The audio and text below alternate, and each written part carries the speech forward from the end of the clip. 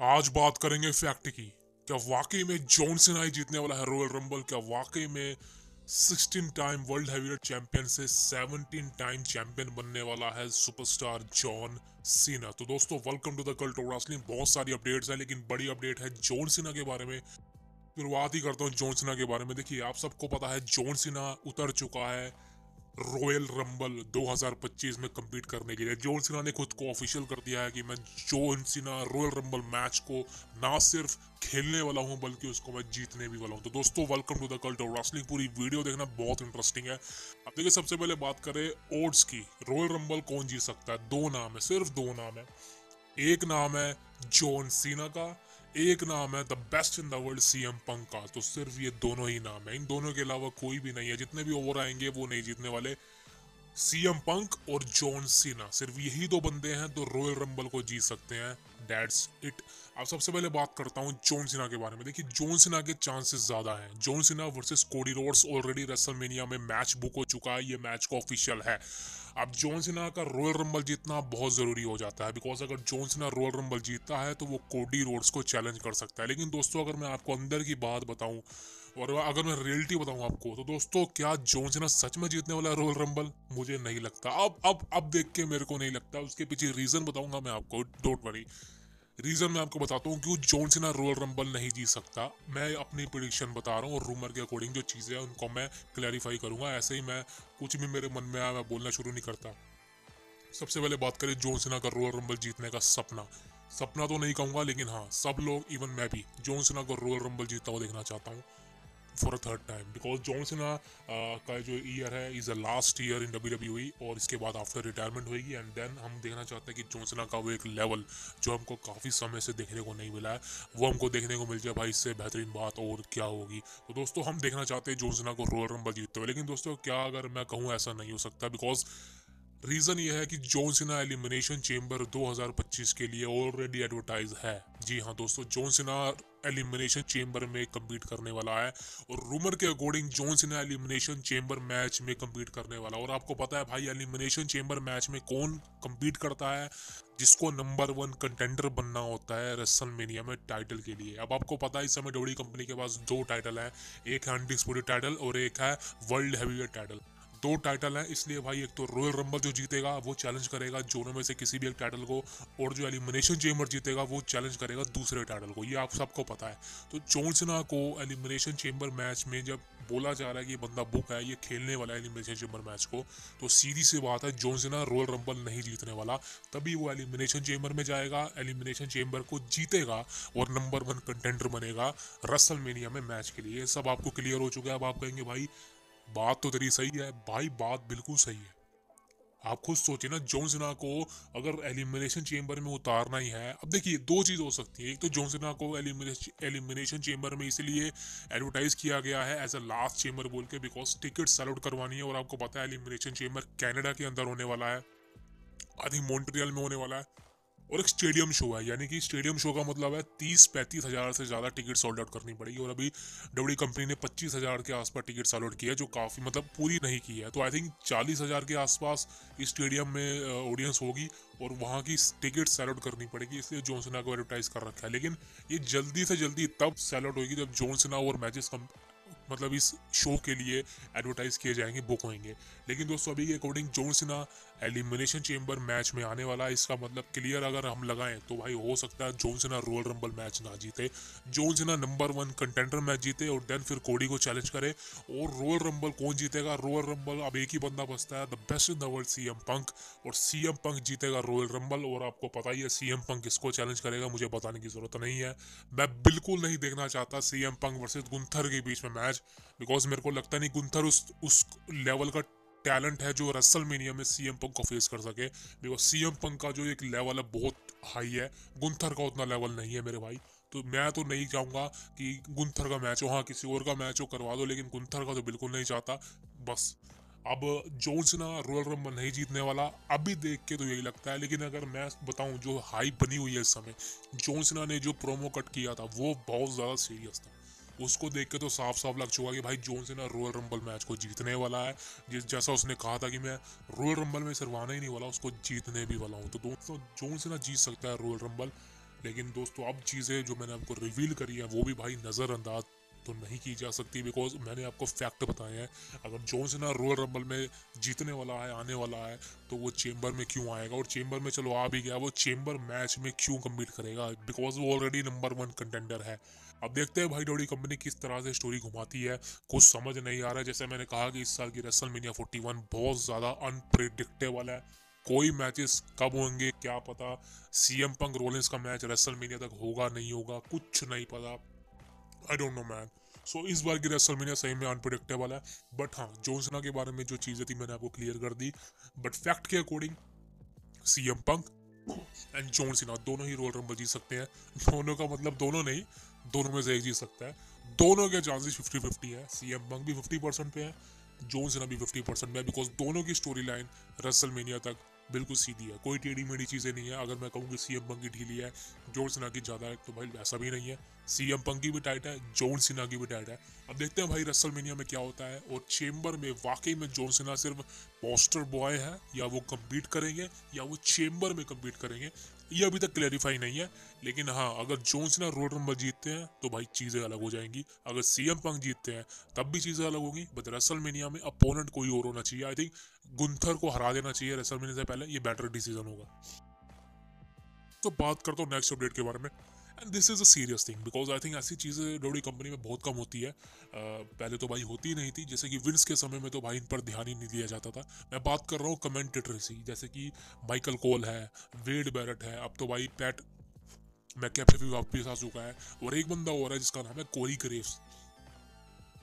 अब ये बंदा लेजेंड है मेरी नज़र में, तो भाई ये बंदा लेजेंड है। अब मैं इसको लेजेंड क्यों बोल रहा हूँ, बिकॉज ये बंदा जो कमेंट्री करता है भाई वाकई में उसको सुनने में बहुत मज़ा आता है। आप माइकल कोल को बोलते हैं वो greatest of all time and commentary, भाई बिल्कुल है, कोई डाउट नहीं है। माइकल कोल जैसा कमेंटेटर आज तक ना हुआ है ना होगा। माइकल कोल अगर अकेला भी कमेंट्री करेगा ना, वो बवाल मचा देगा भाई। जो माइकल कोल तो है ही गोट, लेकिन भाई माइकल कोल के बाद अगर मेरे को कोई सबसे बेस्ट लगता है वो है कोरी ग्रेव्स। जी हाँ बिल्कुल, आप मेरी बात से एग्री करें ना करें, बिकॉज मैं कोरी ग्रेव्स को 2015 से सुन रहा हूँ।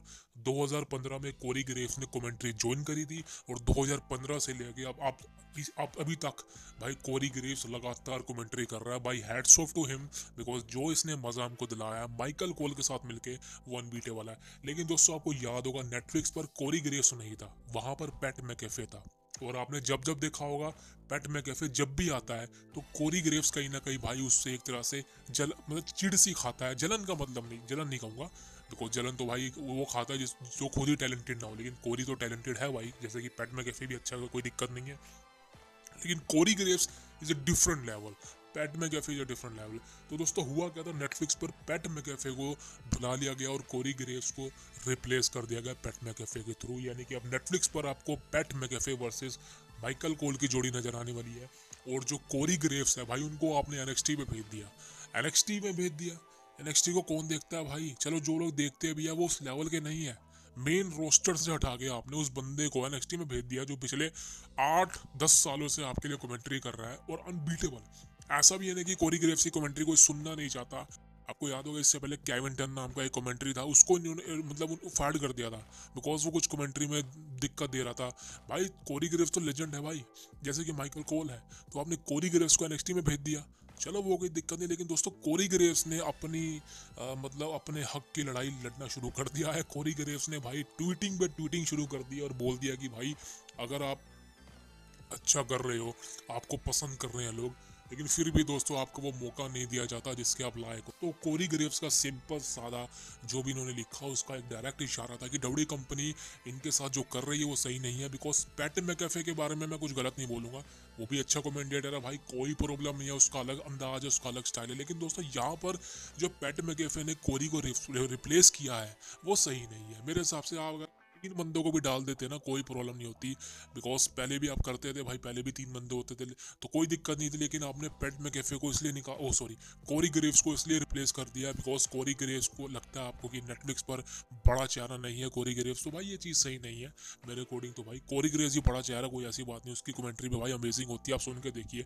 आपने तो सुनी होगी इतने सालों से। लेकिन कोरी ग्रेव्स को चलो रो से तो हटा, लेकिन स्मैकडाउन में तो डालो उसको, स्मैकडाउन में भी आपने उसको हटा दिया भाई। अब क्या बोलूँ मैं इस बारे में, तो कोरी ग्रेव्स को NXT में डाल दिया। लेकिन दोस्तों आज का NXT जो हुआ था, आई थिंक कल हुआ था, वहाँ पर कोरी ग्रेव्स नहीं आया, वहाँ पे कोरी ग्रेव्स एब्सेंट था। अब आप खुद सोचिए कि कोरी ग्रेव्स वहाँ पे क्यों नहीं आया। अब समझ लो भाई, मेरे हिसाब से तो भाई अब वो दिन आ चुके हैं जब कोरी ग्रेव्स का कंपनी से टाटा बाय बाय होने वाला है। या तो कोरी ग्रेव्स छोड़ के चला जाएगा या कंपनी निकाल देगी मेरे हिसाब से। भाई देखिए, मैं आपको सीधी सी बात बताता हूँ, नेटफ्लिक्स एक बड़ा प्लेटफॉर्म है और मैं ये नहीं कह रहा कि डब्ल्यू कंपनी ने चीज़ें करी है। नेटफ्लिक्स वही जो करेगा जिससे उसकी व्यूअरशिप आएगी। और मैं बिल्कुल इस बात को एक्सेप्ट नहीं करता कि अगर आप कोरी ग्रेव्स को नेटफ्लिक्स पर ही रखते हो तो कोई आपकी व्यूअरशिप में फ़र्क पड़ जाता, कोई दिक्कत आ जाती। भाई बिल्कुल नहीं है। कोरी ग्रेव्स भी अच्छा कमेंट्री करता है भाई, कहाँ से प्रॉब्लम दिख रही है आपको। सो मेरे अकॉर्डिंग जो भी चीज़ें हैं ये चल रही हैं कोरी ग्रेव्स को डब्ल्यू कंपनी की। अब देखते हैं कि भाई कब सॉर्ट आउट होती है, या होती भी है या नहीं होती। लोगों का कहना है कोरी ग्रेव्स की जो स्टोरी चल रही है वो एक स्टोरी लाइन का हिस्सा है। भाई ऐसा कुछ भी नहीं है, रियल है। ये रियल चीज़ें हैं जो कोरी ग्रेव्स की और डब्ल्यू कंपनी की हो रही है। मेरे अकॉर्डिंग कोरी ग्रेव्स का भी अब निकलना कंफर्म है डब्ल्यू कंपनी से, और आई थिंक वो कुछ और करने वाला। बट ऐसा ही चलता रहा तो भाई धीरे करके सभी छोड़ जाएंगे कंपनी को। That is a biggest thing. अब दोस्तों बात करता हूँ पेंटागन जूनियर के बारे में। सिंपल सी बात है, पेंटा के बारे में, बिकॉज डब्ल्यू कंपनी में इसका नाम पेंटा है। और पेंटा के बारे में दोस्तों रिपोर्ट बताऊँ, जो डेब्यू था भाई उससे बहुत लोग खुश हैं। मतलब व्यूअरशिप अच्छी आई है। पेंटा के जो वीडियोस हैं यूट्यूब पर, वहाँ पर व्यूअर्स अच्छे आए हैं, मिलियन में आए हैं, और डब्ल्यू कंपनी इसको देख के खुश है। देखिए शुरुआत में अच्छा होता है, शुरुआत में वाकई में सारे बंदे खुश होते हैं किसी के डेब्यू से, चीज़ें बाद में बदलती हैं। तो दोस्तों बताया जा रहा है कि पेंटा के बारे में सिर्फ यही नहीं कि पेंटा को एक अच्छा डेब्यू मिला है, उनको अच्छा हाइप मिलेगा, अच्छा पुश मिलेगा। जी हाँ दोस्तों, बताया जा रहा है कि पेंटागन को एक बड़ा सुपरस्टार बनाएगी कंपनी, एक बड़े लेवल का सुपरस्टार बनाएगी। ऐसा नहीं कि एक दो मैचेस देगी, एक दो फ्यूड देके फिर ठंडा पाड़ देगी, भाई ऐसा नहीं है। देखिए पेंटागन जूनियर, मैंने आपको बताया ना, पेंटा इज वो एक ऐसा सुपरस्टार है जो आपको खतरनाक मैचेस डिलीवर कर सकता है। पेंटागन जूनियर उन सुपरस्टार में से नहीं है कि डेब्यू करके 2-3 महीने बाद शांत, जैसे कि अनराडे के साथ हुआ है। अनराडे को बुलाया वापस, 2-3 महीने तक अच्छा रहा, लेकिन उसके बाद ठंडा पड़ गया। लेकिन भाई पेंटागन के साथ ऐसा नहीं कर सकते। Pentagon junior is a different man. वो सबसे पहले तो भाई मैक्सिकन है, लूचा डोर है, हाई फाई मूव कर सकता है। आपने जो मैच देखा होगा उसका चैट गेबल के अगेंस्ट, भाई one of the best match लगा था मेरे को, मंडे नाइट रॉ का इस हफ्ते का। तो सोचिए कि पेंटा के लिए भाई चीज़ें बहुत अच्छी हैं, उसके लिए पुश बहुत अच्छा होने वाला है। मेरे हिसाब से भाई पेंटा की फ्यूड बहुत बहुत अच्छी तरह हो सकती है। लेकिन मेरे अकॉर्डिंग, ये मेरी थिंकिंग है, आप पेंटा को अगर हील बनाओगे ना, वो बहुत बेहतर लगेगा, बहुत बेहतर लगेगा। बिकॉज पेंटा का जो करेक्टर है ना, वो हील में ज़्यादा अच्छा लगेगा, मॉन्स्टर वाला, भूतिया वाला। लेकिन अगर आप उसको बेबी फेस रखोगे, वो चीज़ उस पर सूट नहीं करेगी। तो मेरे अकॉर्डिंग पेंटा का आगे चलकर एक तरह से हील टर्न करवा देना चाहिए, या हील उसको रखना चाहिए, और उसकी फ्यूड बड़े बड़े सुपरस्टार के साथ करवानी चाहिए, जैसे कि कोडी रोड्स के साथ। बिकॉज छोटे छोटे अगर उसको मिड मिड में क्या लो में रखा तो प्रॉब्लम आ जाएगी। तो मेरे अकॉर्डिंग तो भाई चीज़ें शुरू हो जानी चाहिए, that is the biggest thing. अब दोस्तों बात करता हूँ नेक्स्ट अपडेट के बारे में। इस गाने में जेड कारगिल, देखिए बहुत जल्दी जेड कारगिल का रिटर्न होने वाला है। रॉयल रंबल, जी हाँ रॉयल रंबल या उससे पहले आपको जेड कारगिल रिटर्न करते नजर आने वाली है स्मैकडाउन के एपिसोड में। और ये पता लग जाएगा कि जेड कारगिल पर अटैक किसने किया था। मेरे ख्याल से ये चीज़ अभी नहीं होने वाली। जेड कारगिल पर जिसने भी अटैक किया था उसका मैच रेसलमेनिया में होगा।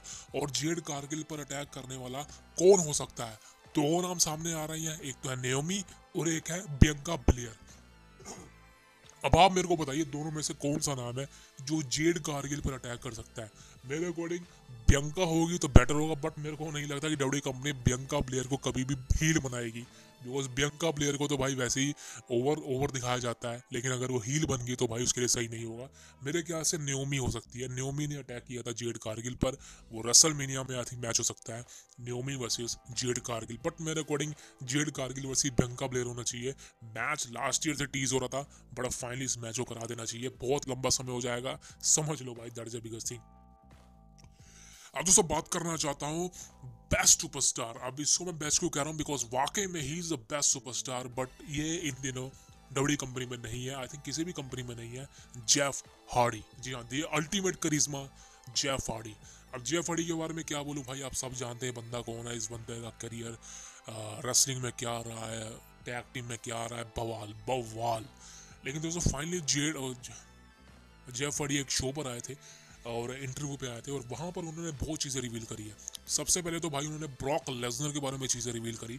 जेफ हार्डी ने बोला मैंने ब्रॉक लेसनर को जो चेयर मारी थी, आपको याद होगा 2002 में जब जेफ हार्डी और मैट हार्डी टैग टीम में थे, ब्रॉक लेसनर के डेब्यू हुआ था और ब्रॉक लेसनर पर इन्होंने चेयर मार दी थी, खासकर जेफ हार्डी ने चेयर शॉट मार दिया था ब्रॉक लेसनर पर। तो जेफ हार्डी ने कहा कि हम जब बैक स्टेज गए थे वहां पर भाई पॉल हेमन ने हमको बहुत डांट लगाई थी। पॉल हेमन ने कहा था कि भाई ब्रॉक लेसनर ने आज तक अपने करियर में जो भी वो उस समय वो आई थिंक वो कौन सी कंपनी हुआ करती थी, पुरानी जो कंपनीज होती थी OVW, वहां पर ऐसे चेयर शॉट कभी नहीं खाए, तुमने उसके सर पे दे मारा कुछ भी हो सकता था। तो जेफ हार्डी ने कहा कि हाँ वो हमारी गलती थी, हमें नहीं पता था कि ब्रॉक लेसनर ने यहाँ तक चेयर शॉट नहीं खाए रेसलिंग के अंदर। बट आप सबको पता है कि भाई उस समय तो डब्ल्यू कंपनी में चेयर शॉट पड़ते थे सर पर, लेकिन हाँ वो चीज़ें थी इंटरेस्टिंग। और आई थिंक उसके लिए पॉल हेमन ने काफ़ी डांटा था जेफ हार्डी को, ये चीज़ उन्होंने रिवील करी।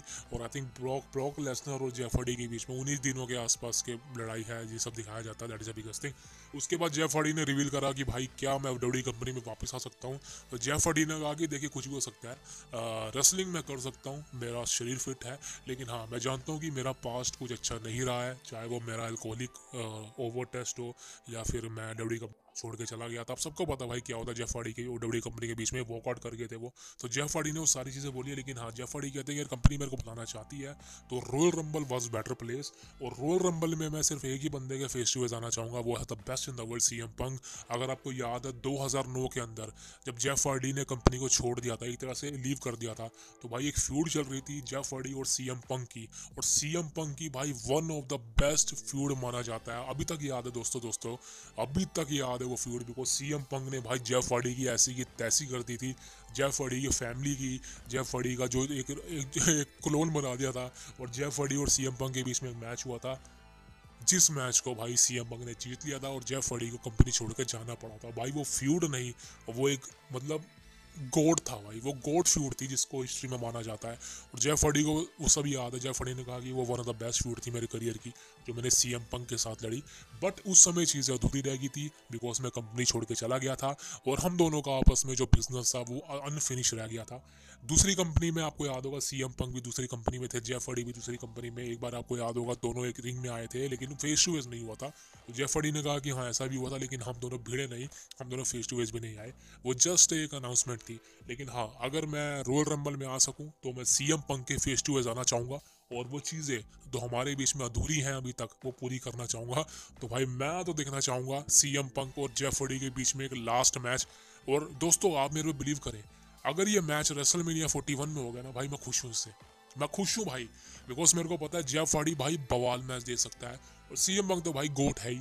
तो अगर ये दोनों का मैच रेसलमेनिया 41 में हो गया, ये भाई तभी होगा जब जेफ हार्डी रॉयल रंबल में रिटर्न करेगा। भाई सबसे बड़ा बवाल तो वो है कि रिटर्न होगा या नहीं होगा, लेकिन दोस्तों अगर हो गया ना भाई, मैं सही कहना चाहता हूँ बिगेस्ट बॉक्स ऑफिस अट्रैक्शन बन जाएगा। बिकॉज सही में यार जेफ हार्डी को वापस आना चाहिए और डब्ल्यू कंपनी को वापस लाना चाहिए। मैं ये नहीं कहता कि जेफ हार्डी को परमानेंट ले आओ, हाँ पार्ट टाइमर बनाओ उसको, एक बड़ा मैच दो उसको, जैसे कि CM पंक के अगेंस्ट, आगे और भी सुपरस्टार के अगेंस्ट, बहुत अच्छा होगा भाई, बहुत अच्छा। That is the biggest thing. अब दोस्तों बात करना चाहता हूँ द रॉक से, the final boss the rock. अब देखिए रॉक के बारे में तमाम बातें मैं आपको बता चुका हूँ कि रॉक का क्या प्लान है रेसलमेनिया 41 के अंदर। अब दोस्तों एक लेटेस्ट चीज सामने आ रही है जिसमें रॉक का इंटरव्यू लिया गया और रॉक ने एक चीज अनाउंस करी है। रॉक ने कहा है कि जो उनका लास्ट ईयर जो मैच हुआ था रोमन रेंग्स के साथ वो प्लान नहीं था। मतलब रोमन रेंग्स के साथ मैं ये नहीं कह रहा सिंगल मैच, जो टैग टीम मैच होता है रेसलमेनिया 40 के अंदर, वो प्लान नहीं था। रॉक लड़ना नहीं चाह रहे थे, रॉक सिर्फ रोमन रिंग के साथ एक मैच देने आए थे कंपनी के अंदर। जी हाँ दोस्तों, Roman Reigns versus rock last year plan था और रॉक उसी लिए आए थे, ना कि एक टैग टीम मैच के लिए। लेकिन जब उनको पता चला कि भाई यहाँ पर कोडी रोड्स इंक्लूड है स्टोरी लाइन के अंदर और कोडी रोड्स को भी एक मतलब कि उनका जो एक ड्रीम था, स्टोरी थी, वो फिनिश करनी है, तो रॉक को ऑडियंस का रिस्पॉन्स पसंद आया। रॉक को ऑडियंस का वो जो एक हेट वाला कैरेक्टर है वो पसंद आया, इसलिए रॉक ने अपना हील टर्न करा और वो मैच रेसलमेनिया में बुक किया। हम सबको पता था भाई ये मैच होगा ही होगा रेसलमेनिया में, और रॉक ने रिवील करा कि मैं सिर्फ लास्ट ईयर ही आया था रोमन रेंस के लिए, दैट्स इट। लेकिन दोस्तों आपको पता ही है भाई लास्ट ईयर तो मैच नहीं हुआ और अब फाइनली ये मैच होगा भी नहीं। जो लोग सोच रहे हैं अभी तक ये मैच होगा, तो भाई बिल्कुल नहीं होगा। रॉक को देख के मेरे को नहीं लगता कि ये मैच अब होने वाला है, तो भूल जाइए Roman Reigns versus the rock. Rock ने खुद क्लैरिफाई किया है, एक ही साल था उनके पास लास्ट ईयर जहां वो रोमन रेंस को फेस करना चाह रहे थे, लेकिन ऑडियंस ने, आप सब ने जो भी रिस्पॉन्स दिखाया Roman Reigns versus the rock पर, वो मैच कैंसिल हो गया और बन गया एक टैग टीम मैच। और उसके बाद आप सबको पता भाई क्या हुआ था, वहीं पर प्लान शैटर्ड हो गए थे। जी हाँ दोस्तों, रॉक रोमन के लास्ट ईयर ही प्लान खत्म थे, बिकॉज कहते हैं ना कि अभी हमें हमें कुछ खाने का मन हुआ, हमारा मूड बना, लेकिन अगर हमें वो चीज़ नहीं मिली और 2 घंटे बाद वो चीज़ हमको मिल गई तो भाई मज़ा नहीं आता खाने का, बिकॉज मूड तो अभी बन गया ना। 2 घंटे बाद वो मूड खत्म हो जाएगा। वही हुआ रोमन रोक के साथ, जब मूड बना था तब ये मैच हुआ नहीं, और जब मूड नहीं है तब ये मैच के चांसेस लोग बना रहे हैं कि अब ये मैच आपको इसी साल 2025 में रेसलमेनिया 41 में देखने को मिलेगा, जो कि रॉक ने क्लैरिफाई कर दिया है ऐसा नहीं होने वाला। तो दोस्तों ये थी तमाम अपडेट्स आज की, and this is the biggest news, because already आपको बता चुका हूँ कि जो भी आप सोच रहे हैं रेसलमेनिया 41 के अंदर, मत सोचिए। अनप्रिडिक्टेबल रेसलमेनिया इस साल की, और मैं सिर्फ वही कहना चाहता हूँ भाई, जो राइड पे आपको डब्ल्यू कंपनी लेके जा रही है उस पर चलते रहिए। मानता हूँ थोड़ा समय लग रहा है, बिकॉज अब ठंडा पड़ चुका है मामला, बिकॉज रॉयल रंबल अभी तो नहीं आने वाला, लेकिन जब भी आएगा बवाल मचेगा। That is the biggest thing. अब दोस्तों सब्सक्राइब किए बिना मत जाना, सब्सक्राइब जरूर करना, पूरी वीडियो देखना,